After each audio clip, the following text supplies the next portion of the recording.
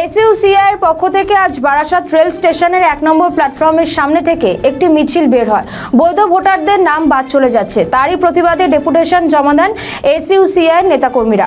বারাসাত জেলা শাসকের অফিসে পুলিশের নিরাপত্তা ব্যবস্থা যথেষ্ট আঁটোসাঁটো ছিল। স্মারকলিপি জমা দেওয়ার পর এসইউসিআই এর পক্ষ থেকে জানানো হয়, রাজ্য জুড়ে লক্ষ লক্ষ ভোটারদের নাম বাদ দেওয়া হয়েছে। অবিলম্বে 6 নম্বর ফর্ম ফিল আপের মধ্যে দিয়ে সেই নাম সংশোধন করে যোগ্য ভোটারকে তালিকাভুক্ত করতে হবে। দাদা, এখানে বিজেপি তাদের পরিবর্তন যাত্রার যে রথ, সেই রথ আশাকে কেন্দ্র করে তার আগে বিজেপির কর্মী সমর্থকরা যারা এখানে পদাধিকারী রয়েছেন তারা দলীয় পতাকা লাগাচ্ছিলেন। তাদের অভিযোগ, তৃণমূলের দুষ্কৃতীরা আগ্নেয়াস্ত্র নিয়ে এসে তাদেরকে মারধর করে, তাদের মোবাইল ফোন কেড়ে নেয়, এমনকি পতাকা খোলানো হয় তাদেরকে দিয়ে। পরবর্তীতে তাদেরকে আবার প্রাণ নাশেরও হুমকি দেওয়া হয়। কি বলবেন? শাসক দল আপনাদের দিকে অভিযোগ।